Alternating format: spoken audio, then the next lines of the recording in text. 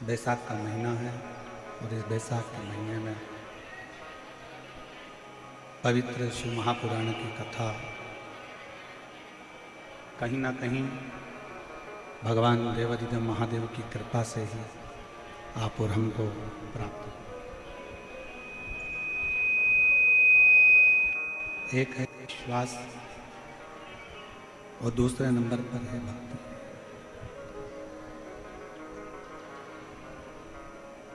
जब भक्ति और विश्वास का संगम होता है तब कहीं जाकर भगवान देवाधिदेव महादेव का दर्शन होता है। विश्वास किसको कहते हैं? भरोसा किसको कहते हैं? विश्वास किसको कहते हैं? दृढ़ता किसको कहते हैं? जैसे एक पति पत्नी जहाज में जा रहे हैं और जहाज पानी में डूबने वाला है और जहाज का जो मैनेजर है, जहाज को चलाने वाला जो पायलट है, वो कह रहा है कि इस जहाज को खाली कर दो, इसको छोड़ो। पत्नी ने अपने पति से कहा, पत्नी ने अपने पति से जाकर निवेदन करा, पति से जाकर विनय करा कि देखो ये जहाज पानी में डूबने वाला है और सब अपने अपने बच्चों को, अपने अपने परिवार को, अपने अपने पत्नी को बचा रहे। आपका भी फर्ज है कि आप हमको बचाइए। पति समुद्र की लहरों का आनंद ले रहा था।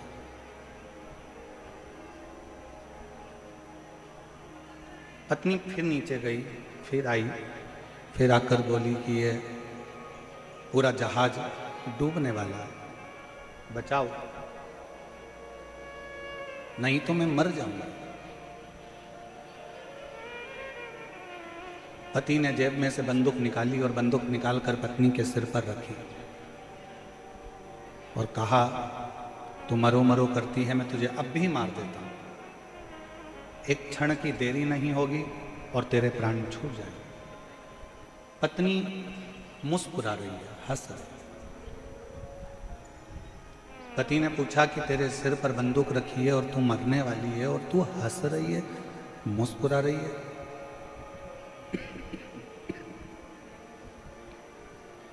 क्यों? पत्नी ने कहा कि मैं जानती हूं कि तुम मेरे पति हो और तुम मेरे पति हो तो तुम मुझे मार नहीं सकते। सिर पर बंदूक रखी है, खटका दबने वाला है और पत्नी कहती है कि मैं जानती हूं कि तुम मुझे मार नहीं सकते। पति कहता है जितना भरोसा तुझे अपने पति पर है, पति कहता है उतना भरोसा मुझे मेरे विश्वनाथ पर है कि वो मुझे डूबने नहीं दे सकते। और शंभो शरणे मांगू घड़ी रे, दुख काटो दया करी दर्शन आपो। एक विश्वास के साथ, एक भरोसे के साथ, एक दृढ़ता के साथ जब हम भगवान का भजन करते हैं तो उस समय पर यह ना सोचें कि भगवान हमारे सामने नहीं है, ईश्वर हमारे सामने नहीं है।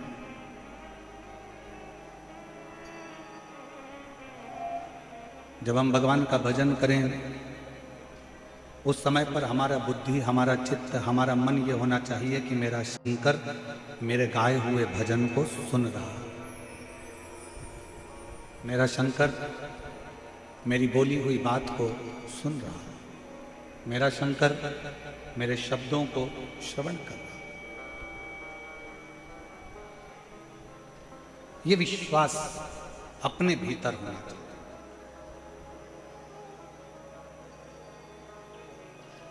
एक दीप लगाते हो ना मंदिर में, भगवान के मंदिर में जाते हो, शंकर जी के मंदिर में दीप लगाने के लिए जाते हो, पशुपतिनाथ का व्रत करते हो और मंदिर में दिया लगाने के लिए जाते हो, 5 दिए मंदिर में प्रज्वलित करते हो, एक दिया घर के दरवाजे पर सीधे हाथ में प्रज्वलित करते हो, घर के द्वार के सीधे हाथ।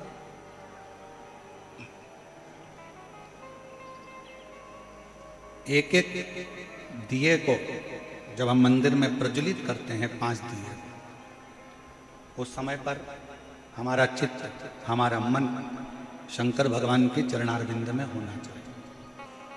पड़ोसन क्या कर रही है, रिश्तेदार क्या कर रहे हैं, नातेदार क्या कर रहे हैं, कुटुंबी क्या कर रहे हैं, कोई मंदिर में आकर क्या कर रहा है, उससे हमको मतलब नहीं होना चाहिए। कथा सुनने के लिए आए हो, कहाँ बैठे हो, किस जगह पर बैठे हो, नहीं मिली जगह बाहर बैठे हो, ये मत सोचो कि मुझे कथा पंडाल के अंदर ही जाना। मुझे तो मेरे बाबा की वाणी, मेरे बाबा का शब्द मेरे कानों में पड़ गया और मैंने अपने जीवन में उतार लिया और मुझे मेरा बाबा मिल गया, इससे बढ़कर कुछ।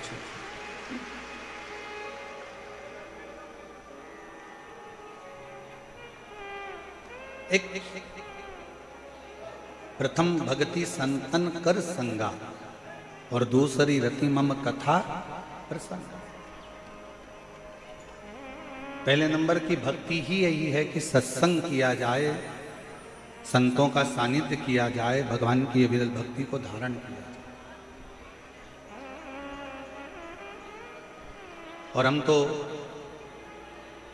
जयपुर का इस विद्याधर नगर स्टेडियम को देखकर आज हम पूरे जयपुर और जयपुर के आसपास के क्षेत्रवासियों से निवेदन करना चाहेंगे कि पंडाल में और पंडाल के आसपास में जगह नहीं है, कृपया आप लोग अपने घर से ऑनलाइन शिव पुराण की कथा को, ईसर गोरा कथा को श्रवण करें। प्रशासन बहुत अच्छी तरह से कार्यक्रम को संभाल रहा है, ऐसा नहीं है कि प्रशासन नहीं संभाल रहा। समिति बहुत अच्छी तरह से संभाल रही है, पर आप सब जानते हैं कि 10 लोगों के मेहमान की व्यवस्था करी जाए और 150 आ जाए तो थोड़ी सी व्यवस्था गड़बड़ा जाती है। इसलिए जितने लोग बाहर से आने वाले हैं और जितने लोग जयपुर के हैं, हम उनसे कहेंगे अपने अपने घर में मोबाइल चालू कर लो, लाइव आस्था चैनल चालू कर लो, आसन लगाओ।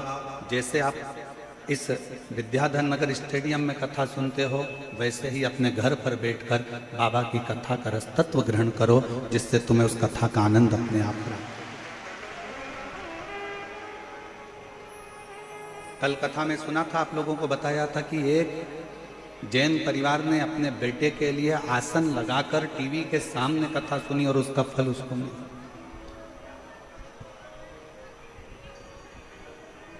स्टेडियम की भी एक कैपेसिटी होती है और उस स्टेडियम के आसपास की भी एक कैपेसिटी होती है, पर शायद जयपुर में ये सोचा ही नहीं गया होगा कि इतना भीड़, इतनी पब्लिक, क्या जो महापुराण की कथा के इतने स्नेही, इतने प्रेम करने वाले शंकर के बसते हैं, जो भगवान शंकर की कथा में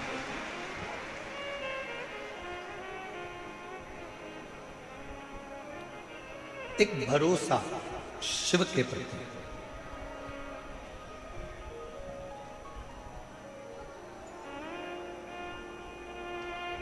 भगवान के पास में सारे अस्त्र हैं, भगवान के पास में सारे शस्त्र हैं। ऐसा कोई अस्त्र और शस्त्र नहीं है जो मेरे भगवान के पास में नहीं।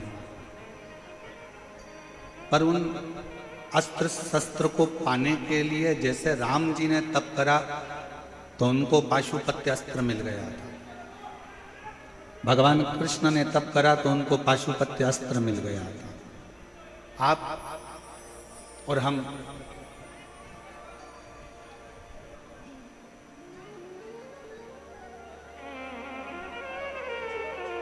नहीं, एक दिन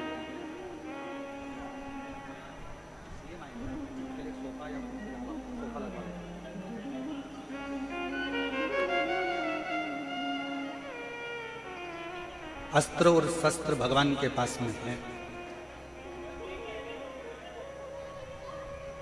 और भगवान के पास में जब सारे अस्त्र शस्त्र हैं तो बस भगवान से अस्त्र शस्त्र, जैसे राम जी ने तप करा, साधना करी,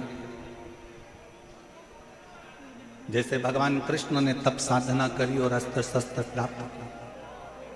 आज कलयुग में, कलिकाल में आप और हम इतना तप और साधना नहीं कर सकते कि भगवान से अस्त्र शस्त्र प्राप्त कर सकें। सतयुग में तप साधना से, आराधना से, यज्ञ से, त्रेता में, द्वापर में अस्त्र शस्त्र प्राप्त करे जा सकते थे, पर कलयुग केवल एक ऐसा है, इसमें आप भगवान से अस्त्र शस्त्र भले प्राप्त ना कर सकें, पर अगर दिल से भगवान की अगर भक्ति करोगे तो अस्त्र शस्त्र मिले कि ना मिले उसकी गारंटी नहीं, पर दिल से अगर शिव की भक्ति करी तो एक दिन महादेव जरूर प्राप्त हो, एक दिन भगवान जरूर मिले, एक दिन भगवान जरूर प्राप्त हो। और मैंने तेरे ही भरोसे बाबा, तेरे ही भरोसे हवा में उड़ती जावांगी बाबा, डोर हटो छड़ी में कटी जावांगी, भोले मैं तेरी पतंग, शंभू मैं तेरी पतंग, हवा बिच उड़ती जावांगी बाबा। हमारे बीच में पूर्व सांसद श्री रामचरण गौरा जी पधारे हैं, एक बार जोरदार ताली बजाकर उनका स्वागत।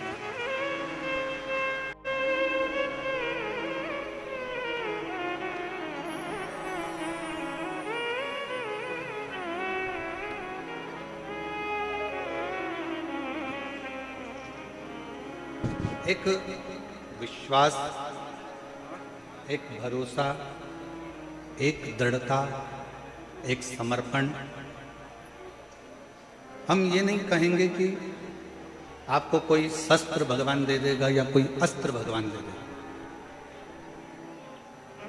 महाभारत टीवी पर किस किस ने देखी है? हाथ उठाओ जरा, जिन्होंने महाभारत देखी हो टीवी पर। भगवान कृष्ण ने क्या करा? भगवान कृष्ण ने अपनी जितनी सेना थी वो कौरव को भी दे दी और पांडव को भी दे दी। पांडव को तो कुछ मिला नहीं था, केवल कृष्ण ही मिले थे। जितनी सेना थी सारी की सारी सेना कौरवों को दे दी, कौरव को दी,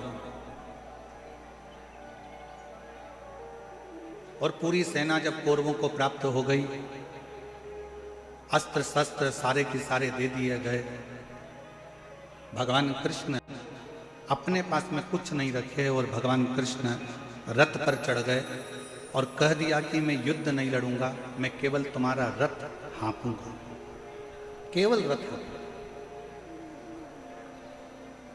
केवल इस रथ को मैं चलाऊं, इसके सिवाय मैं कोई काम नहीं करने वाला, इसके सिवाय मैं कोई युद्ध नहीं लड़ने वाला। भगवान का काम यही है।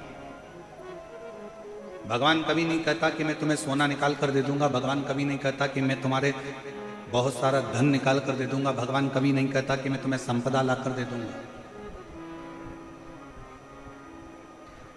और दुनिया में कोई ऐसा बाबा पैदा नहीं हुआ, दुनिया में कोई ऐसा महाराज पैदा नहीं हुआ तुम्हें गड़ा हुआ धन निकाल कर दे देगा।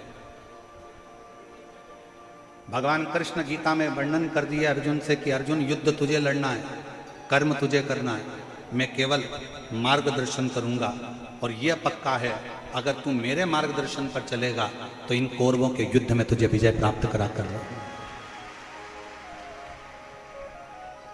आप मेहनत ही ना करो और कहो कि मैंने तो अपनी पत्रिका दिखाई है, अपना हाथ दिखाया है, ज्योतिषों से पूछा है कि मेरे जीवन में तो दुख ही दुख है।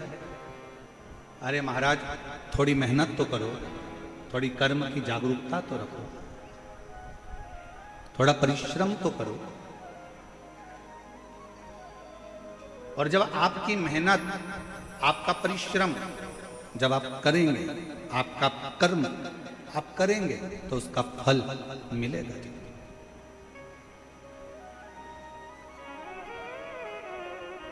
आप मेहनत ही ना करो और सोचो कि मेरी दुकान चलती रहे, और दुकान 10 बजे खोल रहे हो, 12 बजे खोल रहे हो, 1 बजे खोल रहे हो, शाम को 5-6 बजे जल्दी जल्दी के चक्कर में विराम दे रहे हो। जितना परिवार से प्रेम करते हो, जितना पत्नी से प्रेम करते हो, जितना बच्चों से प्रेम करते हो, उतना अपने कर्म से भी प्रेम करो, अपनी मेहनत से भी प्रेम करो और अपने परिश्रम से भी। भगवान विष्णु, भगवान नारायण का दर्शन आप करेंगे, भगवान ब्रह्मा जी का दर्शन आप करेंगे, भगवान राम जी का दर्शन आप करेंगे, भगवान कृष्ण का दर्शन आप करेंगे, भगवान शंकर का आप दर्शन करेंगे। सारे देवताओं के दर्शन को उठाकर देखिएगा, ब्रह्मा जी कमल के पुष्प के ऊपर बैठे हैं। ब्रह्मा जी कमल के पुष्प पर बैठे हैं। भगवान विष्णु शेषनाग की सैया पर विश्राम कर रहे हैं। पर केवल एक भगवान देवाधिदेव महादेव को ना तो आप सिंहासन पर बैठे हुए देखोगे, ना कभी शंकर भगवान को आप राज सिंहासन पर बैठे देखोगे, ना आप कभी शंकर भगवान को मखमल के कालीन पर बैठे देखोगे, ना भगवान शंकर को आप कभी कोई सैया पर बैठे हुए देखोगे, कभी ना भगवान शंकर को किसी कोमल वस्तु पर बैठे हुए देखोगे। भगवान शंकर को हमेशा कैलाश पर बैठे हुए देखोगे, या मंदिर में शिवलिंग के रूप में, पाषाण के रूप में आप विराजमान देखो। वहां ना कोई सैया है, वहां ना कोई कमल का पुष्प है, ना वहां कोई कोमल वस्तु है। शंकर भगवान पर्वत पर कैलाश पर बैठे हुए हैं, और वहां ना कोई कोमलता है, ना कोई कम्मल है, ना कोई गदी है, ना कोई तकिया है, ना कोई मखमल है। मेरा शंकर भगवान उस पाषाण पर, उस पत्थर पर, उस कैलाश पर्वत के टुकड़े पर बैठे हुए हैं। क्यों? भगवान शंकर की कथा कहती है कि भगवान शंकर ये दिखाना चाहते हैं कि कर्म के प्रति जागरूक रहना। ये दुनिया बड़ी कठोर है, और इस कठोर दुनिया में आपको केवल आगे बढ़ते जाना है। यहाँ विश्राम का समय नहीं है, यहाँ कर्म की लगनता में आगे।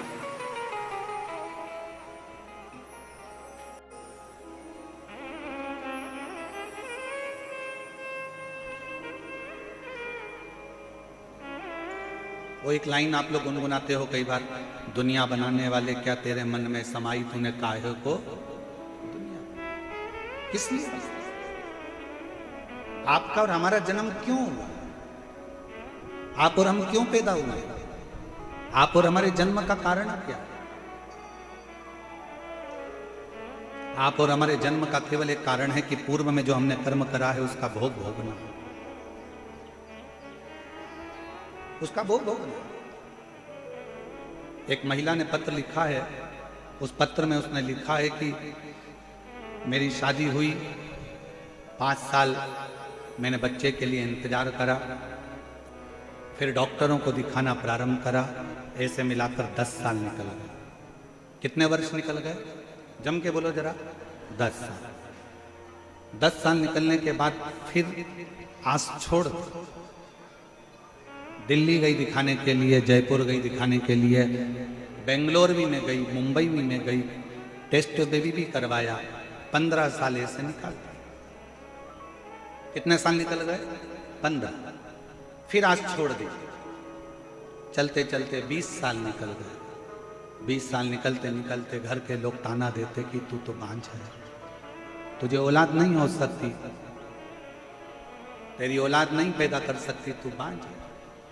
25 साल निकल गए, ताने सुनते सुनते सुनते सुनते, अपशब्द सुनते। 28 साल निकल गए, 29 साल निकल गए, 30 साल निकल गए, विचार करती रही अब किससे कहे।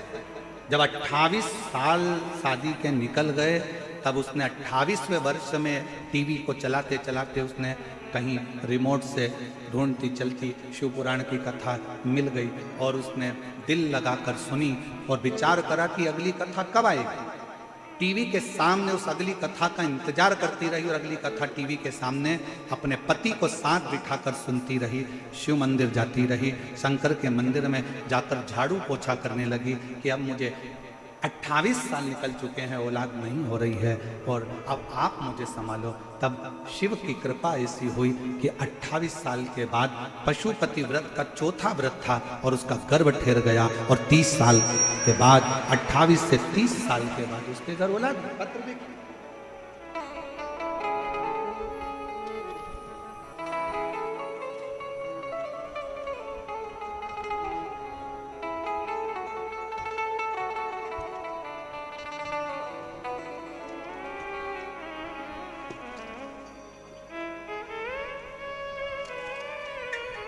मेरा नाम अलका गुप्ता है, पति का नाम दयाराम गुप्ता है।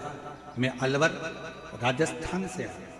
कहीं बैठी हो तो हाथ हिला सकती हैं, कहीं बैठी हो तो हाथ हिला सकती हैं, और अगर आई हो बच्चे को लेकर तो आ सकती हैं। मेरे बाबा, मैं क्या वर्णन करूं शिव महापुराण की कथा का। जब सारे रास्ते बंद हो गए, 28 साल निकल गए, तब कौन आस करेगा कि औलाद भी हो सकती है। पर मेरे बाबा की कृपा से पहली बार मैंने टीवी को बदलते बदलते आपकी कथा को सुन लिया। कथा सुनकर मंदिर जाना प्रारंभ कर दिया, झाड़ू लगाती, पोछा लगाती।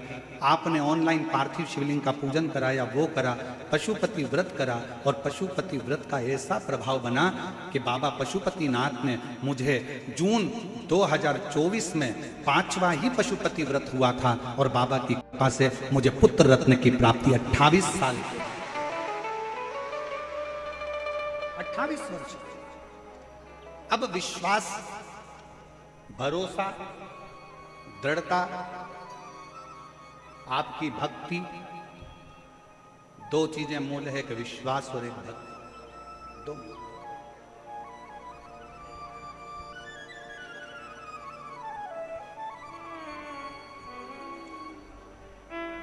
हमारे बीच में माननीय विधायक महोदय जी भी, और साथ में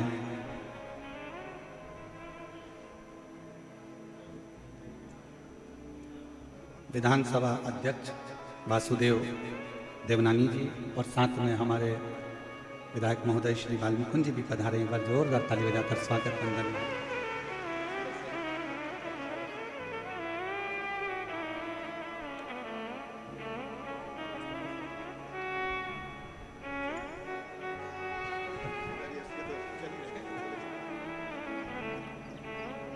एक बार जोरदार ताली बजाएं।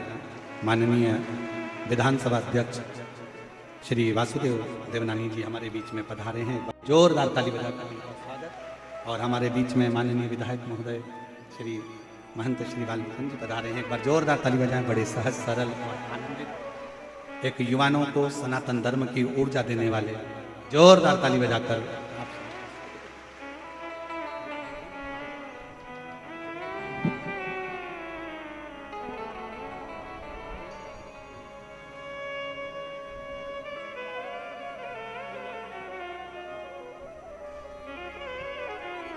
और शंभु शरणे पड़ी मांगो घड़ी घड़ी, दुख काटो दया करीने दर्शन आपो। शंभु शरणे पड़ी मांगो घड़ी घड़ी, दुख काटो दया करीने दर्शन आपो। शिव कथा कर रहे, एक विश्वास और एक भक्ति, दो। कितनी भी भक्ति कर लो, अगर विश्वास नहीं है ना, तो उस भक्ति का कोई फल नहीं। दुनिया की चाहे कितनी भी भक्ति करो, माला पकड़ कर बैठ जाओ, भजन करने बैठ जाओ, तुम्हारा मन करे वो करो, मंदिर चले जाओ, देवालय चले जाओ, शिवालय चले जाओ, तुम दुनिया की सारी भक्ति कर लो, पर जब तक तुम्हारे दिल में भगवान के प्रति विश्वास नहीं होगा, तब तक भक्ति का कोई फल नहीं होगा। पहले नंबर पर है विश्वास। सबसे पहले नंबर पर है आपका विश्वास, आपका भरोसा, आपका विश्वास। अब कितना विश्वास आप परमात्मा पर करते हो ये आपके ऊपर निर्भर करता है।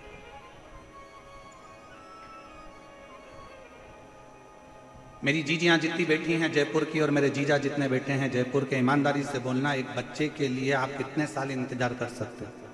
5 साल, 6 साल, 10 साल, 8 साल, 7 साल, 9 साल, 12 साल, क्या 30 साल तक बच्चे का इंतजार कर सकते हो? बोलो री जीजियों, सही बताना ईमानदारी से, क्या 30 साल तक आप अपने बच्चों का इंतजार कि मेरी बहू के घर, मेरी लड़की के घर में बच्चा 5 साल, 10 साल, 8 साल, देवरानी क्या नहीं हुआ, ननन क्या नहीं हुआ, इतने साल नहीं हुआ, उतने साल, तो कितने साल इंतजार करते? 30 साल में कोई आस भी नहीं लगा सकता और भरोसा भी नहीं कर सकता कि औलाद होगी। 30 और 30 वर्ष बाद अगर भगवान, इसलिए फिर निवेदन करेंगे, जब शिव के मंदिर में 1 लोटा जल चढ़ाने के लिए जाओ, 2 चीजें जरूर मांगना।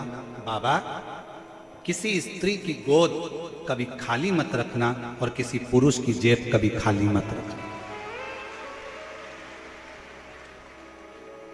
ना स्त्री की गोद खाली हो, ना पुरुष की जेब खाली हो। स्त्री की गोद खाली रहती है तो उसको ताना दे देकर मारा जाता है। घर में लड़की का जन्म हो जाता है तो लोग ताना दे देते हैं। अभी तो पढ़ा लिखा जमाना है तो लोग ताना दे देते हैं कि लड़की हैं, 2 लड़की हैं, 3 लड़की हैं, लड़का नहीं है, ये नहीं है। इतना ताना सुना जाता है, इतना ताना सुना जाता है जिसका वर्णन नहीं। और देखा जाए, लड़का भाग्य से होता है और लड़की सौभाग्य से होती है। भाग्य का 100 गुना करो तब बेटी।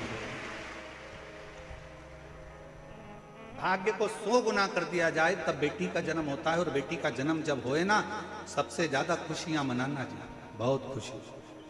कितनी सुंदर शिव महापुराण की कथा कर रही है, जरा ध्यान करना।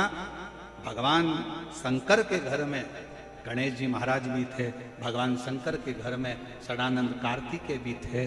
पर जब भगवान शंकर अपनी लड़की का जब कन्यादान कर रहे थे, अभी आप लोग 11 मई से 17 मई तक गुमला झारखंड से शिव महापुराण की कथा जो 2 बजे से 5 बजे तक सुनोगे ना, उसमें आप कथा में सुनोगे शंकर भगवान ने अपनी 6 लड़कियों की जब शादी करी, जया, विषहरा, शामरीबारी, दौतली, देव, अशोक सुंदरी, भगवान शंकर ने जब अपनी 6 बेटियों की शादी करी तो कन्यादान में क्या दिया? शंकर भगवान ने जब अपनी बेटियों की शादी करी, कन्यादान। एक साधारण पिता अपनी बेटी के विवाह में क्या दे सकता? मैं निवेदन करूं, जितने श्रोता भाई बहन अगर आस्था चैनल पर इस कथा को सुन रहे हैं, यूट्यूब फेसबुक पर सुन रहे हैं, और आप सब पंडाल में बैठकर जयपुर की इस पावन प्रांगण में अगर सुन रहे हो, तो गुमला झारखंड में जो 11 मई से 17 मई तक कथा होने वाली है 2 बजे से 5 बजे तक, उसमें प्रत्येक बेटी उस कथा को जरूर सुनना, क्योंकि आप भी शंकर भगवान की बेटी हो। जब वो 6 बेटी का विवाह कर सकते हैं तो आप का भी कर सकते हैं। वो 6 बेटी के दामादों को निभा सकते हैं, 6 बेटी के परिवार को निभा सकते हैं, तो आपके परिवार को भी निभा सकते हैं। उस कथा का स्मरण करिए, उसको समझिए।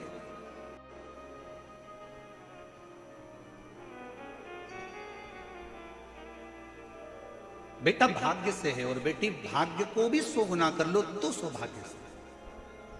और कितना कितना कहे शिव महापुराण की कथा।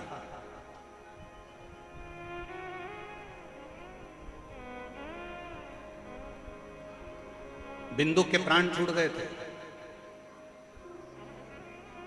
गलत कर्म करते करते मरा था, इसलिए प्रेत की योनि में चले गए।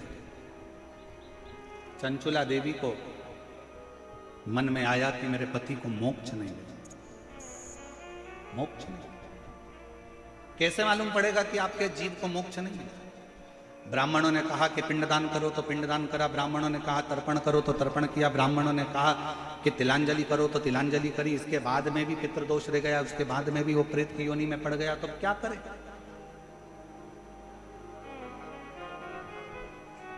इसलिए सारी समस्या का हल जम के बोलो जरा, 1 लोटा जल। बोल बम का नारा है, श्री शिवाय नमस्ते। इसलिए 1 लोटे जल की महत्वता कही है। पति के लिए तिलांजलि कर दी, पति के लिए तर्पण कर दिया, पति के लिए सारा कार्य कर दिया। तुमने भी अपने पूर्वजों के लिए, अपने पितरों के लिए कितना कितना करा, ऐसा कोई नहीं है जिसने नहीं करा। कोई ने ब्राह्मण का भोजन कराया, कोई ने कुछ कराया, कोई ने कुछ कराया। उसके बाद भी अपनी पत्रिका लेकर जाओ, हाथ दिखाने जाओ तो भी लोग कह देंगे पितृ दोष है, इसलिए तकलीफ भोग रहे हो। फिर भी लोग कह देंगे कि पितृ दोष है इसलिए कष्ट भोग रहे हो। पर ना भाई, शिव महापुराण की कथा कहती है, एक बात अपने अंदर उतार कर रखना, अगर जीते जी अपने माँ बाप की, जीते जी अपने माता पिता की सुन लोगे, जीते जी अपने माँ बाप की जो पसंद का भोजन है वो बनाकर खिला दोगे, जीते जी उनका आदर कर लोगे, सम्मान कर लोगे, जीते जी उनका आदर सम्मान में लगे रहोगे, तो फिर मरने के बाद तुम्हें पूड़ी भजिया पकोड़ा खीर खिलाने की जरूरत नहीं पड़ेगी, वो जीते जी ही कर। आप और हम आज के समय में माँ बाप का सम्मान जीते जी नहीं कर पाते, माता पिता का आदर नहीं कर पाते, सत्कार नहीं कर पाते, और उसी का भोग बाद में भोगना पड़ता है कि हम लोग दुखी हो जाते हैं। वो कितना सुंदर गीत किसी ने गाया है, कभी प्यासे को पानी पिलाया नहीं, बाद अमृत पिलाने से, जम के बोलो जरा, अमृत पिलाने से, कभी गिरते हुए को उठाया नहीं, बाद आंसू बहाने से। मैं मंदिर गई, पूजा आरती की, कभी माँ बाप की सेवा करी ही नहीं, फिर पूजा रचाने से कौन सा लाभ?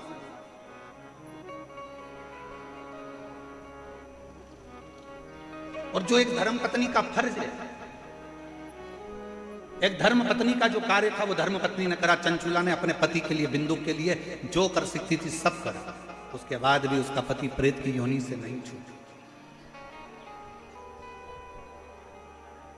उसके बाद भी नहीं छूट पाया। सिंहासन पर बैठो, कुर्सी पर बैठो, पद पर बैठो, प्रतिष्ठा पर बैठो, मना नहीं है, पर उसके साथ तुम एक मानव भी हो, तुम्हारे अंदर एक मनुष्यता है।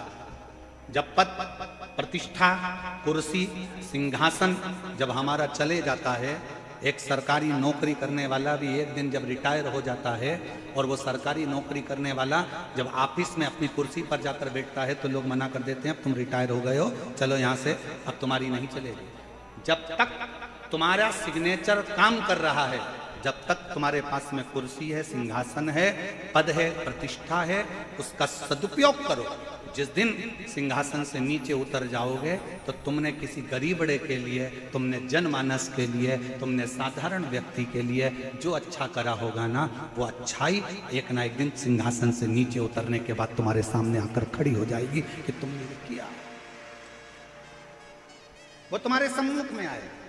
हिम्मत बुरे कर्म कर बंदे, वरना पछताएगा, भगवान की आंखों से तू बच नहीं पाएगा, तू बच नहीं पाएगा।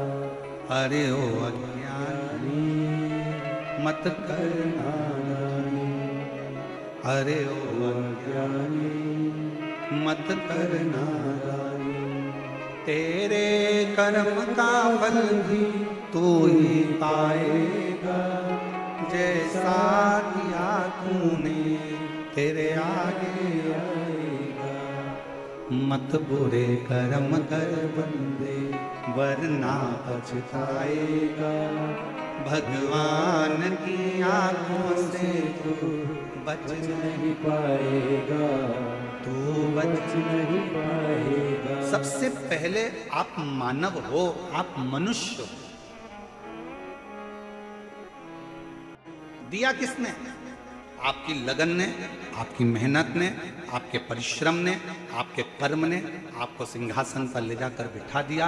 आपकी लगनता ने बिठाया है, आपके परिश्रम ने बिठाया। कल कथा में एक बात कही थी, भेरू नाम के बहुत सारे लड़के होंगे, लीलाबाई नाम की बहुत सारी महिलाएं होंगी, एक ही दिन जन्मे होंगे, एक ही वार को जन्मे होंगे, एक ही तिथि को जन्मे होंगे, एक ही समय में जन्मे होंगे, भारत की भूमि पर ही क्या पूरे विदेश में एक घड़ी में, एक पल में लाखों बच्चे, हजारों बच्चे एक दिन में जन्म लेते हैं। पर ईमानदारी से बोलो, सबका भाग्य एक जैसा होता है क्या? जम के बोलो जरा। नहीं, एक जैसे नाम वाले ढेर होंगे, एक जैसे नाम वाले बहुत होंगे, पर सबका भाग्य उसी समय पर जन्मा था, तो इसको भी फिर ऊंचे सिंहासन पर बैठना था। मालूम पड़ा उसी पल, उसी घड़ी, उसी क्षण में जन्मा है जिस समय पर तुम जन्मे हो। उसके बाद तुम सिंहासन पर बैठे हो, वो धक्के खा रहा है, वो झोपड़े में पड़ा है, वो कहीं छोटा मोटा काम कर कर अपनी जिंदगी जी रहा है। क्यों?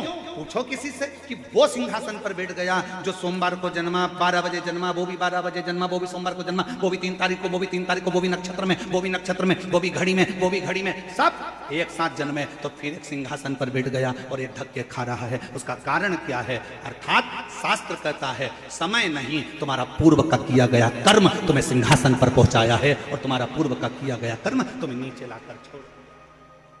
नाम एक जैसा है, समय एक जैसा है, घड़ी एक जैसी है, पल एक जैसा है, सब कुछ एक जैसा है, पर आपका कर्म, कर्म मूल है। हम फिर निवेदन करेंगे, शंकर के मंदिर में जल चढ़ाने से पहले तुम्हारे अंदर विश्वास होना चाहिए, और विश्वास के साथ में तुम्हारी लगनता होना चाहिए। तुमने सोच लिया कि मैं सीए बनूंगी, अब भले एक बार फेल हो गई कोई बात नहीं, एक बार एक सेम नहीं निकला कोई बात नहीं, दूसरा नहीं निकला कोई बात नहीं, मेहनत कर, परिश्रम कर, खूब पढ़, खूब अध्ययन कर, जितना परिश्रम कर सकते हो उतना करिए, रात दिन एक कर दो, अच्छी से अच्छा अध्ययन करो, जितनी अच्छी कोचिंग कर सकते हो उतनी अच्छी कोचिंग करो, और अपने अंदर विश्वास पैदा करो कि मैं सीए बनकर रहूंगी, मैं डॉक्टर बनकर रहूंगी, मैं कलेक्टर बनकर रहूंगी। तो एक दिन कलेक्टर के सिंहासन पर तुम बैठ गए। अब तुम अंदर से टूट गए, मैं मम्मी मेरा एक सेम नहीं निकला, अब मैं एग्जाम नहीं दूंगी। क्यों नहीं दोगी? करो मेहनत, करो। एक पत्र है, देखिए,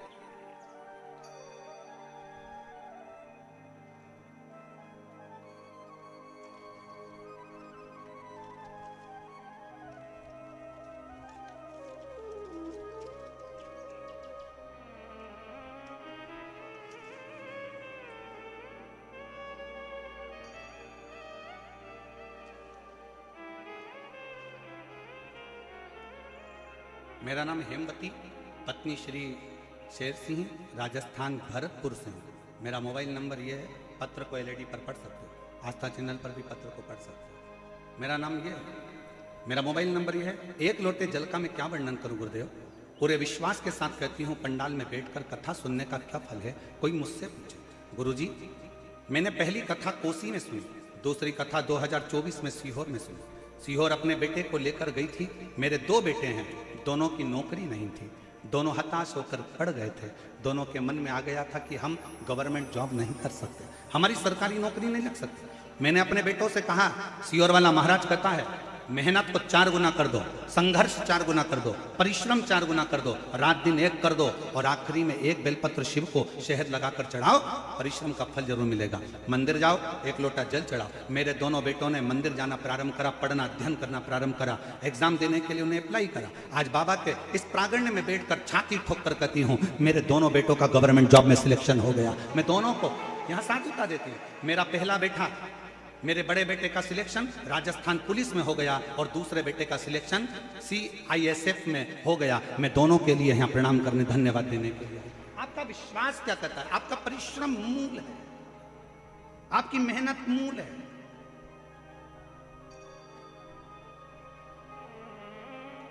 मंदिर में दीप जलाओ ना जलाओ कोई बात नहीं है, पर किसी का दिल ना दुखाइए।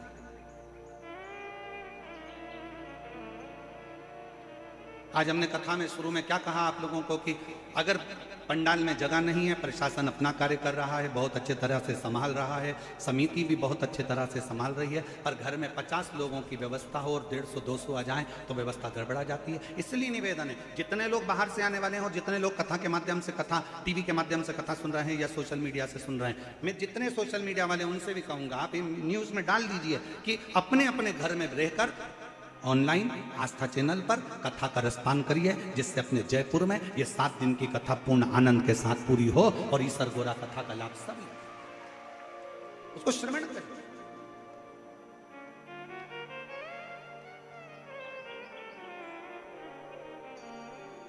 शायद किसी को नहीं मालूम था कि इस पिंक सिटी की शिव महापुराण की कथा वास्तव में पिंक सिटी जैसी हो जाएगी। किसको मालूम? कि इतना जन समुदाय, इतना अपार समुद्र शिव भक्तों का पहुंच जाएगा। लिए वेद ताने ताने, शायद ये नजारा आपको कहीं देखने को नहीं मिला होगा जो शिव महापुराण की कथा में देखने को मिला। अपने अपने घर से श्रवण करो, ऑनलाइन श्रवण करो, आस्था चैनल पर श्रवण करो, नई जगह है, उसको सुन। विश्वास, भरोसा, आपकी दृढ़ता और आपके कर्म की लगनता आपको फलीभूत करेगी। कितना भी किसी को हाथ दिखा लेना, उसका नाम काल अधिपति है।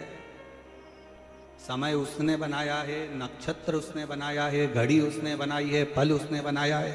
उसका नाम काल अधिपति महाकाल है। महाकाल का मतलब क्या? जिसने काल बनाया। अब फिर निवेदन जो हमने पहले कथा में कहा था, आज फिर कर रहे हैं। तुम्हारी घड़ी खराब हो गई, कपड़े वाले की दुकान पे जाके सुधर जाएगी क्या? अरे जम के तो बोलो, उधर से आवाज आना चाहिए, सुधर जाएगी? नहीं। घड़ी खराब हो गई, बर्तन वाले की दुकान पर ले जाओ, सुधर जाएगी? इधर वाले बोलो जम के जरा, नहीं सुधरेगी। घड़ी को कहां ले जाना पड़ेगा? घड़ी वाले की दुकान पर। और घड़ी वाला है कौन? घड़ी वाला एक ही है जिसने पल, घड़ी, नक्षत्र, समय बनाया। उसका नाम काल अधिपति महाकाल है। शंकर के शरण में जाना चालू कर दो, घड़ी सुधर, समय सुधरेगा, समय सवरेगा।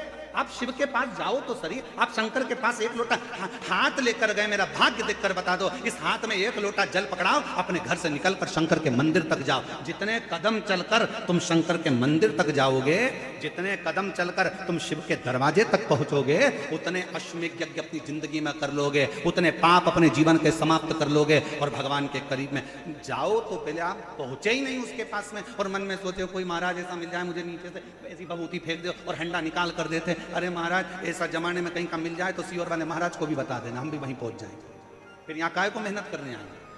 परिश्रम करिए, कर्म करिए, लगनता रखिए, मेहनत करिए। दुनिया में किसी की सामर्थ्यता नहीं है कि आपके भाग्य को कोई पलट दे। उसकी सामर्थ्यता केवल आपके पास में है। आप अपने भाग्य को पलट सकते हो,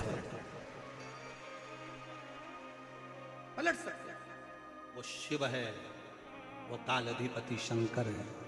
अपने भक्तों का दुख वो देख नहीं सकता है, दुख नहीं देख सकता है। इसीलिए तो उसने कथा के पहले दिन पानी गिरा दिया, ठंडा कर दिया, दूसरे दिन भी छाया बना कर रखा, तीसरे दिन भी छाया बना कर रखा। वो शंकर है, मेरे शिव भक्त रोडों पर बैठे हैं, उसके लिए छाया मुझे करना। कौन करेगा? वो शंकर, वो त्रिकालदर्शी, वो कैलाशी, वो अविनाशी, वो त्रिपुंडधारी, वो त्रिशूलधारी, त्रिनेत्रधारी है। उसके आगे सब शून्य है, वही एक मूल है, वही।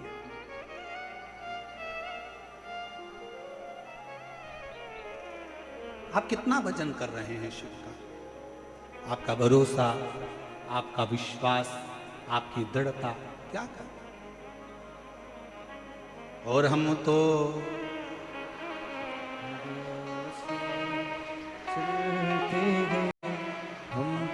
बाबा के भरोसे चलते हैं।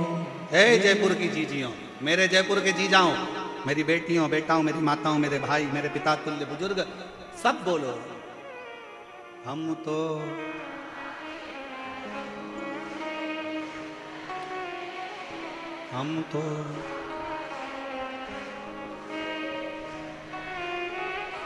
डमरू वाले के भरोसे चलते हैं, काशी वाले के भरोसे चलते हैं। हम तो बाबा के भरोसे चलते हैं। ये दुनिया वाले जलते हैं, ये दुनिया वाले जलते हैं।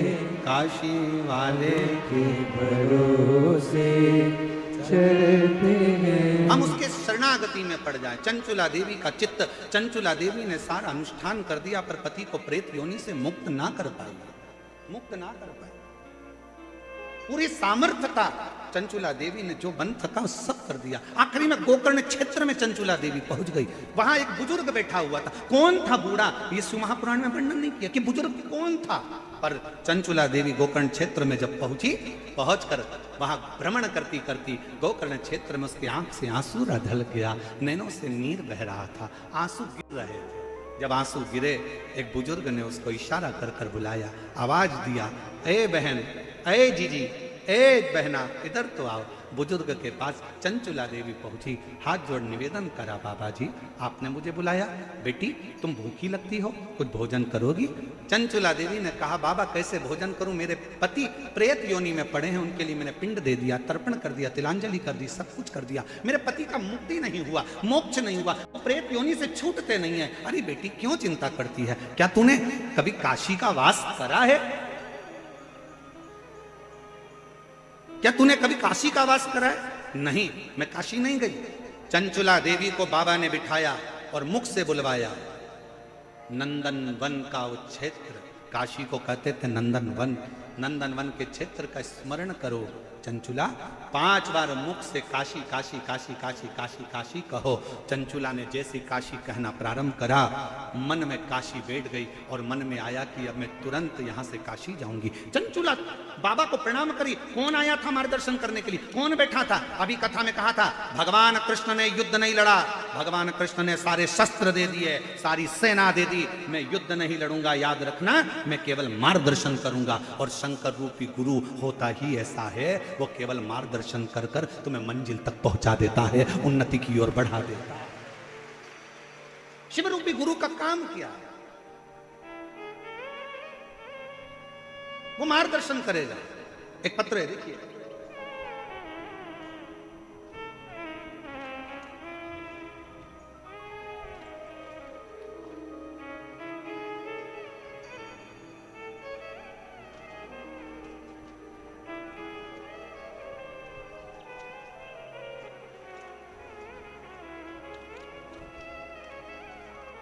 लीला ददीच, पति का नाम पूनम चंद ददीच। कहीं बैठे हो तो हाथ हिला सकते हैं। मोबाइल नंबर मेरा ये है, जालरा तालाब, भाटीपुरा, मकराना, कुचामन, डीडवाना से आई हूँ।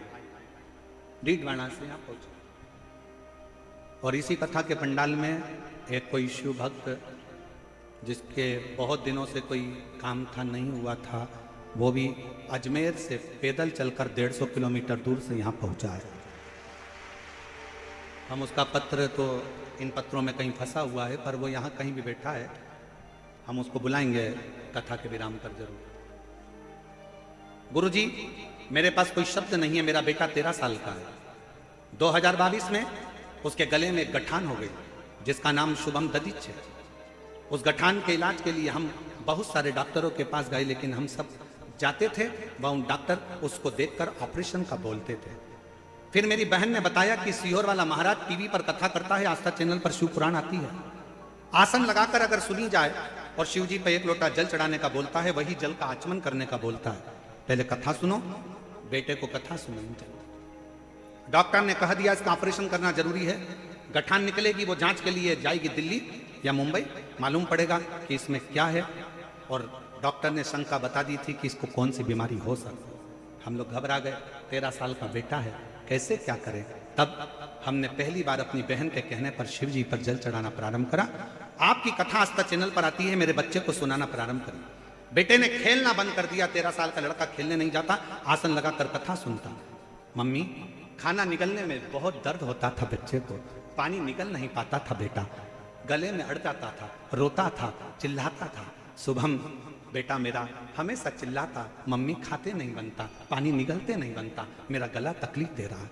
ऑपरेशन की तारीख नजदीक में आए, बाबा का भरोसा कर कर शिव जी के मंदिर में बेटे को ले जाती, जल चढ़ाती, बेटे से कहती झाड़ू लगा, पोछा लगा, जल चढ़ा हुआ, नंदी के पास बैठकर पी। मेरे बच्चे शुभम ने नंदी के पास बैठकर जल पीना प्रारंभ करा, चढ़ी हुई बेलपत्र को खाना प्रारंभ करा। पहले तो उसके मुंह में छाले आ गए, फिर दूसरी बार में उसको दर्द होने लगा, जलन होने लगी, और तीसरी बार में एक दिन चिल्लाकर कहा, माँ बहुत दर्द हो रहा है, जानकर फिर जल वापिस पिया।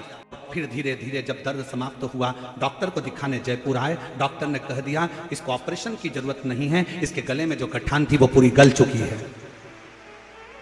इसके गले में जो गांठ थी वो पूरी गल चुकी। अब इसको ऑपरेशन की जरूरत नहीं है। शिव तत्व किसको कहते हैं? आपका विश्वास मूल है, सर्वप्रथम है आपका भरोसा। आज यहाँ किसके भरोसे पर आए? सीहोर वाले महाराज के भरोसे पर, समिति के भरोसे पर, किसी दूसरे के भरोसे पर नहीं। यहाँ कथा सुनने के लिए उस देवाधिदेव महादेव के भरोसे पर आए हो कि मेरा शंकर है। उसकी आश्रितता, उसका भरोसा। और दुनिया पर भरोसा करोगे तो एक दिन टूटने वाला है। मेरे शंकर पर अगर भरोसा करा तो वो छूटने वाला नहीं है। किसी व्यक्ति पर भरोसा नहीं करना। सीहोर वाले महाराज पर तो बिल्कुल भी भरोसा मत करो, रत्ती भर भी मत करो। अब तो उस पे करो जिस पे सीहोर वाला महाराज भी भरोसा करता है, तो भरोसा टूटने वाला नहीं।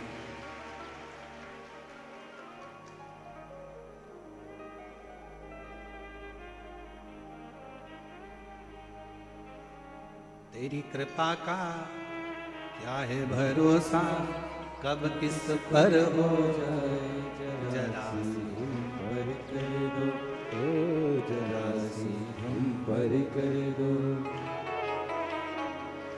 जिस पर भी हो गई। हम गाएंगे नहीं, बेटे बेटे बोले जरा, तुम्हारी आवाज यहां तक आना चाहिए हो। तेरी कृपा का क्या है भरोसा, कब किस पर हो जरा सी हम पर कर दो। जिस पर भी हो गई तेरी करुणा कृपा वो भव पार हुआ, भव पार हुआ। पापी हो चाहे जितना उसका भी बाबा उद्धार हुआ, उद्धार हुआ। गिद्ध अजामिल गणिका थाने, गिद्ध अजामिल गणिका थाने, अब है हमारी बारी थोड़ी सी हम पर कर दो, जरा सी हम पर कर दो। तेरी कृपा का क्या है भरोसा, कब किस पर हो जाए जरा सी हम पर कर दो। बस थोड़ी सी, ज्यादा नहीं। कृपा की ना होती जो आदत तुम्हारी, तो सुनी ही रहती अदालत तुम्हारी। गरीबों के दिल में जगह तुम ना पाते, तो किस दिल में होती इबादत। उसके आश्रित। आज एक बात कहना चाहेंगे, जयपुर की इस धरा पर जब कथा लेने के लिए सीहोर में ये समिति आई थी ना, तो उन्होंने कहा था कि गुरुजी, हमारे यहाँ का एक कल्चर है कि सभी लोगों के लिए सोफे लगाना पड़ते हैं। हमने कहा कितने भी लगा लो, एक दिन पूरे हटाना पड़ते हैं। ये निश्चित, ये कोई दूसरी कथा नहीं।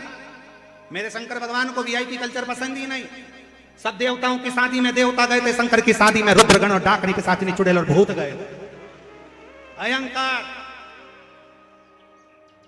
लोगों को समझ में ही नहीं आता। यहां से रोको, दूसरी जगह से घुस जाते हैं। भूतों को पता थोड़ी ना होता है कि कहां से जाना है। उसको तो एंट्री गेट भी नहीं मालूम और एग्जिट भी नहीं मालूम। उसका तो बस मन है, हम तो बाबा के भरोसे चलते हैं। उसको ज्ञात ही नहीं है कि कहां से, चलो उधर से जाना, उधर गए तो क्या उधर से जाना, उधर गए तो क्या उधर से जाना, उधर गए तो क्या उधर से जाना। अब उसने सोच लिया किधर से जाना, अब हमको मालूम है, अब हमको मालूम है किधर से। आधे से ज्यादा तो पूरे जयपुर वाले सोच रहे होंगे ये आए कहां से। इनको देख देख कर आधा टेंशन है कि आए कहां से, कहां से आए। हमारे जयपुर के लोग तो बड़े वीआईपी कल्चर वाले, एसी से बाहर नहीं निकलते, डनलफ के गद्दे से बाहर नहीं, सोफा चाहिए और पूरी व्यवस्था के साथ। चलते भी हैं तो पंखा साथ। अब यहाँ ये और अच्छे अच्छे घर के भी फोन लगाकर बोलेंगे हमारी आगे व्यवस्था कर देना। अब उनको क्या मालूम कि ये शंकर जी की कथा है, और अगर शंकर जी से कह दिया कि इसकी आगे व्यवस्था कर देना तो ले जाना, तो पड़ोसन को ले जाएगा तुझे। क्या आगे व्यवस्था कर देना? ये शिव है, शिव। अकाल मृत्यु वो मरे जो काम करे चंडाल का, काल उसका क्या बिगाड़े जो भक्त हो मां काल का। जो शंकर का है, ये पूरी जयपुर नगरी मेरे शिव की है। और ये कथा कोई समिति नहीं करा रही है, ये कथा कराने के लिए मेरे गोविंद देव भगवान ने बुलाया है, गोविंद देव जी ने बुलाया। कथा करना है, मुझे सुनना है, मुझे, कोई दूसरा नहीं सुन रहा है। कथा शंकर की, कृष्ण राधा रानी गौ के साथ आनंद से बंसी का नाद करते हुए सुनते हैं, वो सुनते। चंचुला देवी काशी पहुंच गई। काशी में जाते सी मार्गदर्शन कौन करे चंचुला को? तो मार्गदर्शन करने वाला तो केवल देवादिदेव महादेव बुजुर्ग का रूप रखकर बैठ गए। भगवान का काम ही यही है, मार्गदर्शन करना, आपको बताना कि आपको कैसे जीवन में जीना है, कैसे आगे चलना है, कैसे अपनी जिंदगी की दिनचर्या को जीना है। चंचुला देवी ने काशी में प्रवेश किया। एक ब्राह्मण के चरणों में जाकर नमन किया। बाबा, पति प्रेत योनि में पड़ा है, उसकी मुक्ति नहीं, और मैं उसकी धर्म पत्नी हूं, और बड़ी मैं भी कहलाने को तो गलत ही कहलाऊंगी, क्योंकि पापी का संग देवे तो पापन हो जाए, पर आप कृपा करोगे तो जरूर मेरी मुक्ति होगी। चंचुला देवी शिव महापुराण की कथा को श्रवण करने के लिए बैठी थी, और कुछ देर बैठने के बाद वो जब गई, गंगा नदी का जल लेकर माँ गंगा से विनय कर कर आ रही थी कि पांव फिसला, प्राण छूट गए। शिव धाम में कैलाश में माँ पार्वती जी की सहेली मौन रहती, एकदम चुप, कुछ बोलती नहीं, कुछ कह नहीं पाती। पार्वती जी ने पूछा कि चंचुला, तू शंकर के धाम में है, शिव के धाम में आने के बाद तो मौन रहा ही नहीं जाता। शिव के धाम में तो यहां तक वर्णन किया गया कि जिसको भगवान ने जिभ्या नहीं दी हो तो 2 हाथ की ताली का नाद भी अगर वो 3 बार कर लेता है तो बाबा उन पर करुणा कर देता है। यहां तक शिव पुराण कहती है। जिसके नेत्र नहीं है वो भी शिव महापुराण की कथा को अगर श्रवण कर कर कोई आ रहा हो, शंकर के मंदिर से कोई आ रहा हो, उसका स्पर्श हो जाता है तो शिव कृपा कर देता है। जिसकी श्रवण शक्ति नहीं है, अगर कोई भूलवश भी कथा के मंडप तक भी पहुंच जाए, मंदिर देवालय शिवालय तक भी पहुंच जाए तो शिव कृपा कर देता है। और तुम चुप बैठी हो शंकर के धाम में, शिव के धाम में।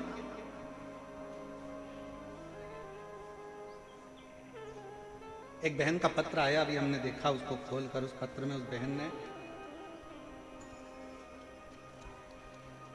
जयपुर की रहने वाली है शारदा सोनी, पत्नी ओम प्रकाश सोनी, मेरी बेटी मोनिका सोनी, जिसका एक्सीडेंट 14 फरवरी 2020 को हो गया। 14 फरवरी 2020 में इसका एक्सीडेंट हुआ था मोनिका का। तब से ये कोमा में थे। टीवी पर आपकी कथा सुनी और किसी ने बताया कि अगर पंडाल में कथा का रसतत्व ग्रहण किया जाए तो फल जरूर मिलता। पर हमारी बेटी तो 2020 से कोमा में पड़ी थी, अब उसको कैसे ले जाते? मालूम पड़ा कि रतनगढ़ में कथा हो रही है। हम हमारी बेटी को रतनगढ़ कथा में ले गए, एम्बुलेंस बुलवाई, डाला, लेकर गए। इतना भीड़ था, प्रणाम किया। कथा थोड़ी सी वो कोमा में पड़ी क्या सुन, बेलपत्र मांगी व्यासपीठ की, दी। आज बाबा की कृपा से हम बाबा को धन्यवाद देने के लिए आए हैं कि रतनगढ़ की कथा तो अभी बाबा ने कृपा करी। आज हमारी बेटी बाबा की कृपा से कोमा से बाहर निकल गई है, इसलिए बाबा को प्रणाम। फरवरी 2020 का फोटो जब से वो कोमा में पड़ी थी तब का लगाया है, आप लोग एलईडी पर आस्था चैनल पर देख सकते हैं। अप्रैल में जब कथा रतनगढ़ की श्रवण कर कर आई है, उसके बाद जिंदगी में 2020 से पहली बार कोमा से उठकर बैठी है। दूसरा फोटो उसका कोमा से उठने के बाद। दूसरा, शिव करुणा सागर, शिव दया सागर है। उसकी भक्ति, उसकी अविरल भक्ति, उसका भजन, उसका कीर्तन, उसका स्मरण, उसकी नाम उच्चारण। और हम फिर कहेंगे, आप आए हो विश्वास के साथ, बाबा से विश्वास के साथ कह कर जाना, कह। और मेरी जीजियों फिर निवेदन करूं मेरे जीजाओं से, अगर दिल से आए हो ना तो दिल से लेकर भी जाओ। ये शिव पुराण की केवल कथा नहीं है, ये एक बेटी अपने बाप से संवाद करती है, एक बेटा अपने पिता से कुछ बात करता है। ये वो शिव। चंचुला तू मौन है तो चुप है, और वो भी शिव के धाम में। शंकर के मंदिर में आने के बाद और मौन, शिव के धाम में आने के बाद और मौन। यहां तो कावड़िया भी अगर कावड़ लेकर चलता है तो गर्जना करता चलता है, बोल बम का नारा है, बाबा एक, सारी समस्या का हल एक लोटा जल। यहां तो गर्जना करता करता कावड़िया चढ़ता चलता है, यहां तो शंकर के मंदिर में कोई मौन होकर जाए, ये कहां की रीति है? सारे मंदिर में चुप रही है, पर शंकर के मंदिर में जाकर तो आवाज लगाइए, हार हार महा। सारे मंदिर में चुप रही है, पर शिवालय में जाकर तो गर्जना होना चाहिए। दुख हर, कष्ट हर, दारिद्र हर, हार हार महा। गर्जना शिव के सामने। तो कहा गुरुजी कहते हो शंकर जी के मंदिर में आवाज लगाओ, जरूरी है। बच्चा जब तक रोता नहीं तब तक माँ उसको गोदी में लेती नहीं। बच्चा जब तक रोता नहीं, माँ जब तक गोदी में लेती नहीं, और गोदी में लेती नहीं तो दूध पिलाती नहीं। इसलिए भगवान के मंदिर में जाकर जब तुम आवाज लगाओगे, शंकर जी को लगेगा मेरी औलाद आ गई है। बहुत दिन से चिल्ला रही थी, आज सामने आकर खड़ी हो गई है। गर्जना उसके साथ। शिव है,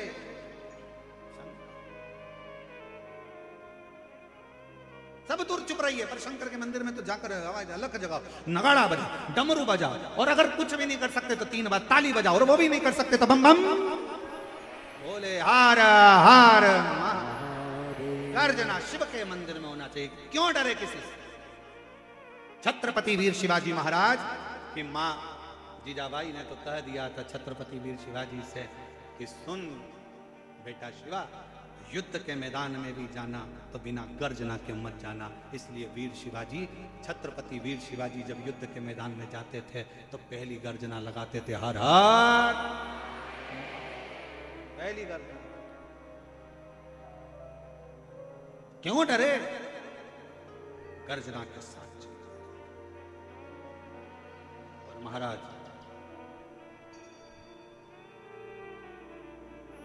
एक सच्चे भक्त की सबसे बड़ी परीक्षा ही एक है,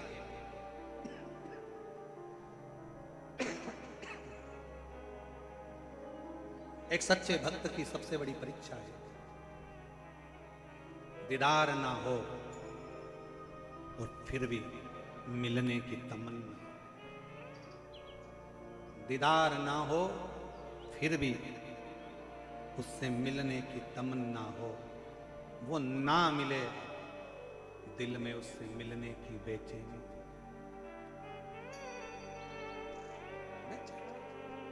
ऐसे कई शिव भक्त हैं जो पंडाल में भी नहीं पहुंच पाते, देख भी नहीं पाते, मिल भी नहीं पाते। हमारा तो जाने तो हम तो मिले ना मिले, दर्शन हो ना हो, पर वो पंडाल तक भी नहीं पहुंच पाते। पर ऐसे कई शिव भक्त हैं जब आप यहाँ से निकल कर जाते हो, आपके मुख का दर्शन भी कर लेते हैं तो उनको लगता है कि हमने पंडाल का दर्शन कर लिया, हमने शिव तत्व को प्राप्त। और मेरे भोले तेरा सहारा है, मेरे भोले तेरा सहारा है, मेरी नैया का तू किनारा है, मेरी नैया का तू किनारा है। मेरे बाबा तुझे पुकारा है, मेरे बाबा तुझे पुकारा है, मेरी नैया का तू किनारा है, मेरी नैया का तू किनारा है। उसके आश्रित तो हो जाओ। चंचुला तू और शंकर के मंदिर में, शिवालय में, कैलाश पर चुप बैठी है, ये कहां की रीति है? शिव का भक्त गर्जना करता,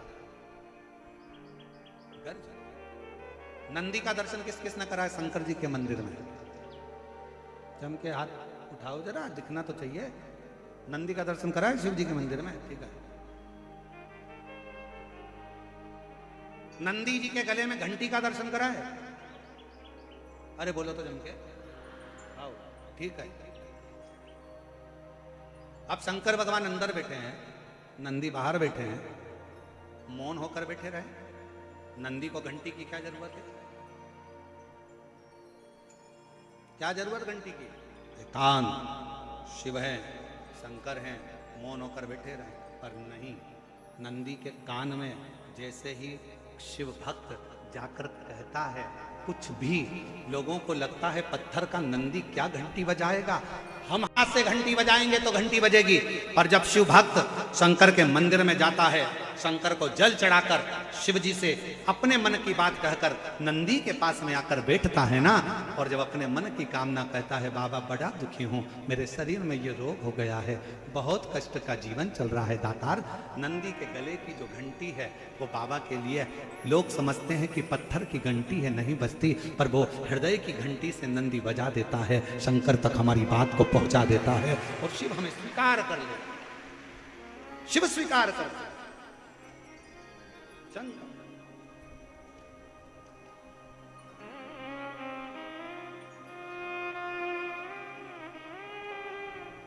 भगवान शंकर उसको स्वीकार कर रहे थे। जाओ नंदी के, जब शंकर के मंदिर में जाओ, शिव जी के शिवालय में जाओ, शंकर के पास में जाओ, मेरे देवाधिदेव महादेव के नजदीक में जाओ, तो नंदी का भी दर्शन बहुत जरूरी है। अगर नंदी का दर्शन हो गया तो बहुत अच्छी बात है। नंदी के पास पहुंच भी गए, नहीं भी पहुंचे तो नंदी के नजदीक से अगर निकल कर भी चले गए, अपने हृदय का बात कहते कहते नंदीश्वर से प्रणाम करते हुए कहकर जाए। और हम तो फिर कहेंगे हृदय से, जिनके गर्भाश संतान की भी अगर प्राप्ति नहीं है और बहुत बहुत साल भी हो जाए ना, बहुत बहुत साल भी हो जाए, तो निवेदन करेंगे शिव जी पर चढ़ा हुआ जल, बेलपत्र, नंदी के पास बैठकर, और सफेद आंकड़े की जड़ का जो प्रयोग है वो जरूर करो, और नंदी के पास बैठकर 2 क्षण बाबा से प्रार्थना जरूर करो कि भोला सब दुख काटो, ओ भोला सब दुख काटो, शिव शंकर जप तेरी माला, भोले बाबा जप तेरी माला, ओ भोला सब दुख काटो हमारा। थोड़ी देर नंदी के पास बैठ गए, उससे उच्चारण करा, श्री शिवाय नमस्तु, श्री शिवाय नमस्तु, श्री शिवाय नमस्तु, श्री शिवाय नमस्तु, श्री शिवाय नमस्तु, श्री शिवाय नमस्तु। दिल से आप नंदी के पास बैठकर भी उसको पुकार सकते, उससे कह सकते, विनय कर सकते, उससे निवेदन कर सकते। और मेरी जीजियों, शंकर भगवान तो मौन थे, चंचुला देवी को देखकर पार्वती ने कहा, पुकार, क्या चाहती है? मेरा पति प्रेत योनि में है और मैं इस कैलाश धाम पर बैठी हूं, मेरे पति को मुक्ति नहीं मिली है, क्या करूं मैं? चंचुला क्यों चिंता करती है? एक काम कर, तू जा किसी अच्छे वक्ता को ढूंढ जो शंकर का गुणगान कर दे, शिव का गुणगान, शिव का स्मरण जो कर दे, शंकर का गुणगान जो कर दे। जा। चंचुला देवी किसके पास जाए? चंचुला को लगा कि कथा तो केवल अगर कोई सुना सकता है तो वो देव अधिदेव महादेव की कथा कौन से सुनूं? तो चंचुला के मन में आया, एक काम करती हूँ, देव ऋषि नारद दिन भर श्रीमन नारायण श्रीमन नारायण श्रीमन नारायण श्रीमन नारायण बोलते हैं, मैं उनके पास चली जाऊँ। उनके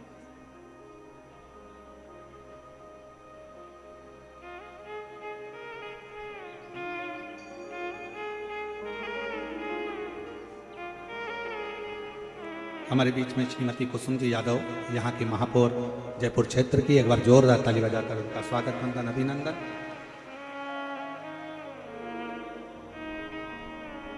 जो इस पवित्र पावन शिव महापुराण कथा में पधारी हैं। एक बार जोरदार ताली बजाकर स्वागत करिए क्षेत्रीय महापौर जी का। बहुत बहुत साधुवाद।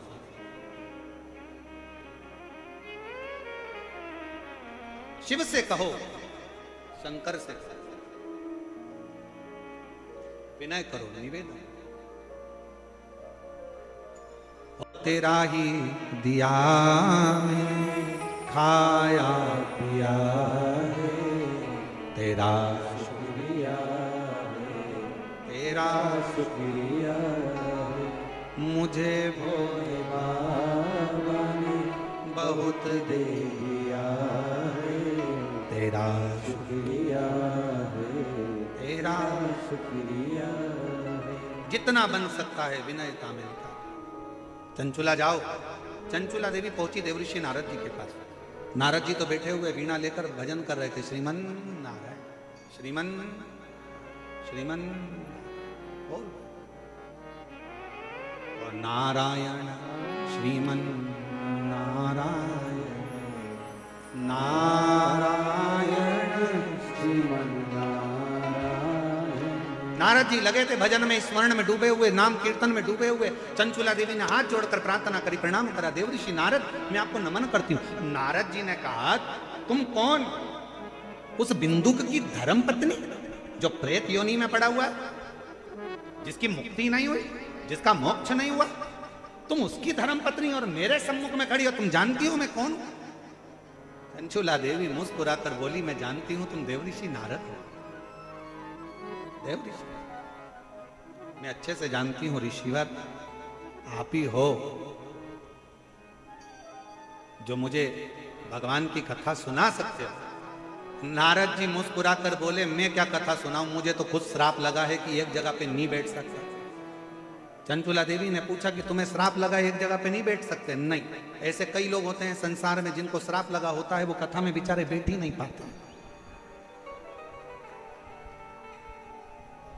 जो बार बार जाता आता बार बार दिखे तो सिर पे पल्लू लेके उसके पांव पड़ लेना चाहिए। नारद जी, अच्छा हुआ आप आ गए, हमने आपका दर्शन कथा में तो कर लिया। पहचानना भारी, मुझे श्राप लगाए और तुम कहती हो मैं कथा को। किसका श्राप है? तो कहा दक्ष प्रजापति का श्राप है। ओ हो, शंकर जी के ससुर ने तुमको श्राप दिया हो। चंचुला देवी बोली, शंकर जी के ससुर भी इतने क्रोधीले हैं कि अपने दामाद को भी नहीं छोड़ा था, हमने दामाद को भी श्राप दे दिया था। हे शिव, मैं तुझे श्राप देता हूं कि तू शमशान में निवास करेगा। शंकर भगवान इतने खुश हुए कि मेरे ससुर जैसा दुनिया में किसी का ससुर नहीं होगा। प्लाट भी दिलाया तो ऐसी जगह दिलाया जहां कोई कब्जा ही नहीं करेगा। अब इससे जोरदार जगह कहां होगी? ससुर कह रहे हैं तू शमशान में रहेगा, इससे जोरदार जगह कहां? दुनिया के लोगों की बारात निकलती है तो होटल से निकलती है, घर से निकलती है, जनवासे से निकलती है। पहली बारात थी दुनिया में 33 कोटि देवताओं में पहली बारात थी देवाधिदेव महादेव की, जिसकी शुरुआत मसान से हुई थी, शमशान से हुई। जहां लोगों का एंड है वहां से वो शुरू होता। और बारात भी कब निकली थी? मुहूर्त निकल चुका था। जिस दिन का मुहूर्त था निकल गया। देवताओं ने कहा, ब्रह्मा जी ने तुम्हारी शादी है आज, तैयार होके चलो। शंकर भगवान बोले, अभी मेरा मुहूर्त नहीं निकला, मैं नहीं जाऊंगा शादी में। दूसरा दिन हो गया, तीसरा दिन हो गया, कहते 1 साल निकल गया, शंकर जी बारात लेके ही नहीं जा रहे। क्यों? हमारी मर्जी, जब हमारा मुहूर्त होगा तब जाएंगे। थोड़ी देर बाद शंकर जी ने देखा सामने से अर्थी आ रही थी, लोग चिल्ला रहे थे राम नाम। अरे अच्छे से तो बोलो, अपन जाएंगे जब दूसरे चिल्लाएंगे, अपन आज ही चिल्ला राम नाम। अब जैसे ही लोग चिल्लाए राम नाम सत्य है, भगवान ने चढ़ा जूड़ मानना प्रारंभ कर दिया। ब्रह्मा जी ने पूछा, क्यों मुहूर्त हो गया क्या? शंकर जी बोले, सामने से अर्थी आ गई, मेरा पाउडर का डब्बा आ गया। जलेगा, भस्म बनेगी, चढ़ेगी, सुंदर दिखूंगा, चलूंगा। जिस दिन भगवान की बारात निकली थी, सामने से अर्थी का दर्शन हुआ था। शिव पुराण कहती है, स्वप्न में भी अर्थी दिखे और कोई अच्छा काम करने जा रहे हो तो सामने से अर्थी आती दिख जाए, समझ लेना कि तुम्हारा कार्य सफल हो गया, कार्य सफल हो गया।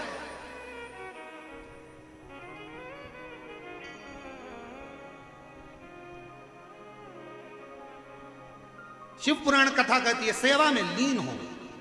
घर में सास है, अच्छे से सेवा करो, जीवित है उसकी सेवा करो, भरपेट भोजन कराओ, चरणों को प्रणाम करो, नमन करो, सास ससुर के अनुकूल रहो।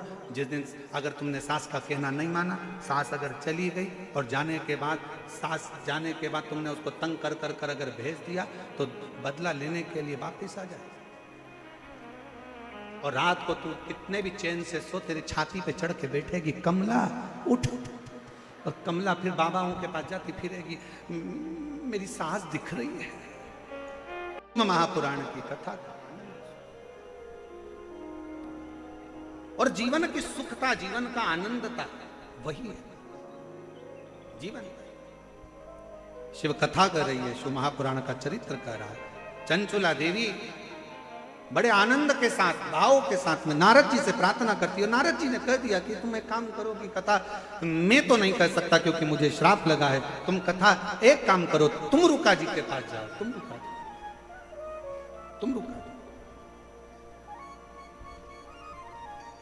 ठीक है, चंचुला देवी तुम रुका जी के पास पहुंच। कहां मिलेंगे तुम रुका जी? तो कहा जहां पर शिव नाम लिया जाए, भगवान शंकर का जहां गुणगान हो जाए, शिव नाम का उच्चारण जहां हो जाए, वहां तुमरुका जी मिल जाएंगे। तुमरुका जी के मिलने का स्थान ही शिव तत्व है, शंकर का नाम, शिव उपास्य, शिव उपास्य।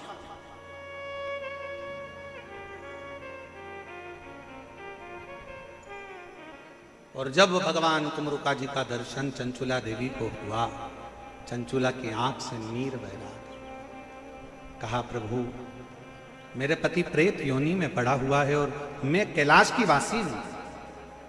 एक क्षण की मैंने कथा का रसतत्व काशी में सुन लिया था, तो आज मुझे कैलाश का वास प्राप्त हुआ। क्या आप मेरे पति के लिए शिव महापुराण कथा का रसतत्व ग्रहण करा सकते हो? तुमरुका जी तो प्रसन्न हो गए कि अगर शिव भक्त कथा सुनना चाहे और कोई कथा का आनंद भाव सामने प्रकट हो जाए, तो इससे बढ़कर सुख क्या है। और खुशियां मनाना चाहिए, प्रसन्न होना चाहिए जब अपने क्षेत्र में कहीं बाबा की कृपा हो, मेरे शंकर की करुणा हो और शिव महापुराण की कथा अगर श्रवण करने को मिल जाए, तो जीवन का सबसे बड़ा लाभ, जीवन का सबसे बड़ा आनंद। इससे बढ़कर दुनिया का कोई सुख नहीं, कोई आनंद। और अपने आप को धन्यवाद समझो, अपने आप को धनभागी समझो कि हम भगवान की अविरल में कथा का रसतत्व अपने कानों से श्रवण कर। चंचुला देवी, नहीं आप क्या कथा श्रवण करा दोगे? हाँ, पर इसका यजमान कौन होगा, कौन बनेगा, कथा कौन कराएगा? किसकी सामर्थ्यता है कथा कराने की? किसी की सामर्थ्यता सुपुराण कराने की नहीं। दूसरी कथा हो तो उसका कोई यजमान बन सकता है, दूसरी कथा हो तो उसका कोई आयोजक हो सकता है। पर शिव महापुराण का ना तो कोई यजमान है ना कोई आयोजक है। शिव पुराण का अगर कोई यजमान बनकर भी बैठता है तो समझ लेना वो शंकर की कृपा से शिव और पार्वती ही बनकर बैठते। जैसे ये यजमान परिवार का नाम लिखा है ना, श्री बजरंगलाल जी अग्रवाल और सुधीर जी अग्रवाल, तो हम और ये राजन जी शर्मा हैं, अंबर विलास जी हैं, आलोक अग्रवाल जी हैं भैरू ग्रुप से, इन सब के जो लिखे हैं, अनिल जी संत वगैरह जितने नाम लिखे, हम कहेंगे कोई शिव की कृपा से। जब तक वो करुणा ना करे तब तक आप यजमान पद भी ग्रहण नहीं कर सकते। सारी कथा का यजमान, श्रीमद् भागवत के यजमान बने हैं राजा परीक्षित, रामचरितमानस के यजमान बने हैं काशी नरेश, पर शिव महापुराण कथा का यजमान कौन है? तो क्या इसका यजमान कौन बनेगा? तो चंचुला देवी बोलती है, मैं किसको विनय करूं, किसको निवेदन करूं? तुमरुका जी ने कहा, जाकर शंकर जी से प्रार्थना करो। शिव जी से निवेदन करा, मुझे शिव पुराण का यजमान नहीं मिल रहा।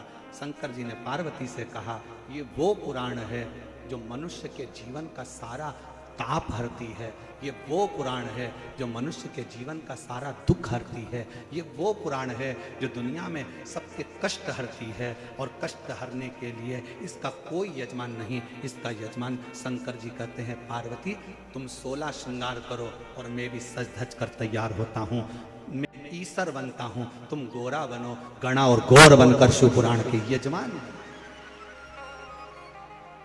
गणगौर बनकर शिव महापुराण के यजमान पद ग्रहण करेंगे। गणगौर बनकर, ईसर गोरा बनकर 16 दिन तक भगवान शंकर और पार्वती श्रृंगार करे। शास्त्र कहता है शिव जी का मंगल विवाह हुआ तो शंकर भगवान ने श्रृंगार नहीं करा था, भगवान शंकर का श्रृंगार नहीं हुआ था। पर जिस समय पर भगवान शिव महापुराण के यजमान बने तो स्वयं दूल्हे जैसा फेटा बांधा है। शादी करने गए थे तो जटाजूट बांधे थे, चंद्रधरा था, यहां तुर्री लगाई है सिर पर, तुर्री।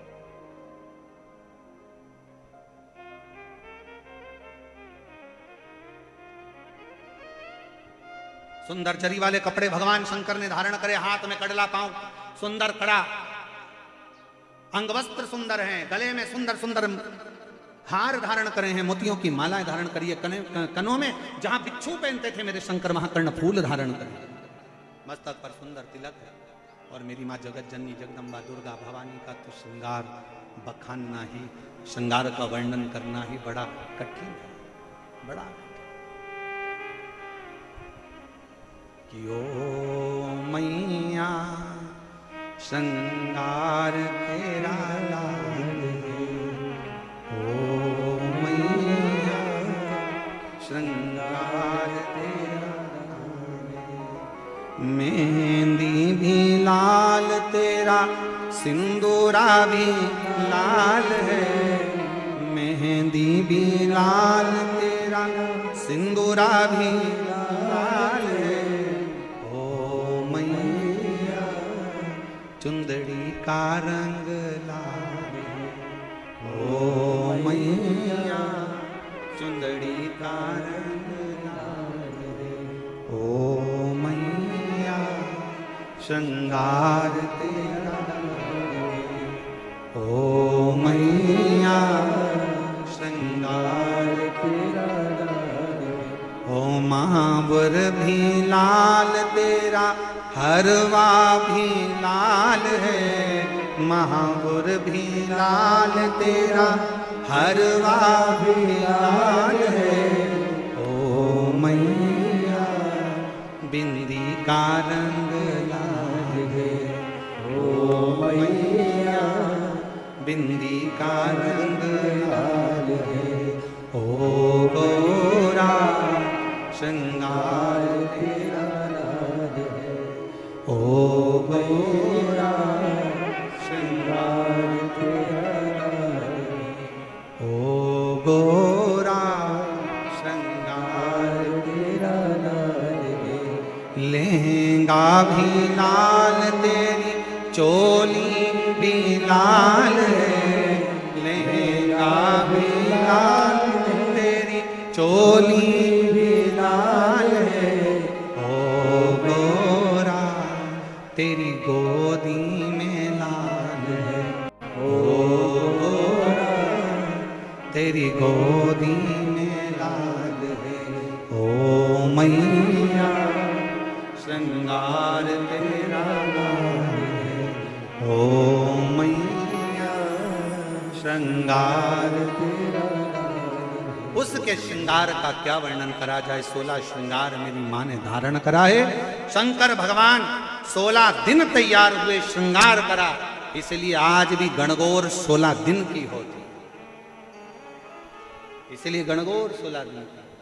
कहते हैं दुर्वा माता और पिता का श्रृंगार देखकर प्रफुल्लित हो गई, आम के झूमर अपने आप में लज्जित होकर गिरने लगे। सुंदर सुंदर माँ का आनंदमय श्रृंगार का दर्शन हो रहा था। आज भी गणगौर की जब पूजन होती है तो उसमें दुर्वा और आम्रपत्र की महत्वता होती है। दुर्वा श्रृंगार दर्शन हो रहा है, चारों तरफ आनंद ही आनंद समाहित हो रहा है। जहां देखो देवता प्रसन्न हो रहे हैं।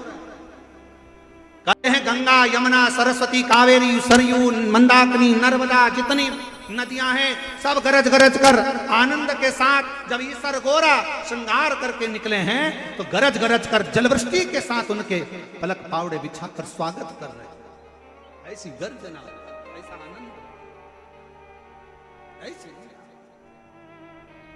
शिव तत्व शंकर ओघड़ी शंभु कथा कर शिव महापुराण का चरित्र कर चले। 16 दिन का श्रृंगार है। श्रृंगार शिव जी ने जो 16 दिन श्रृंगार करा वो सनातन धर्म में, हिंदू धर्म में 16 संस्कार हुए हैं।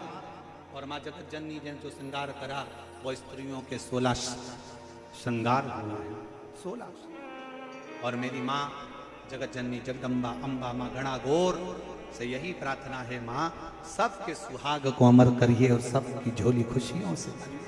यही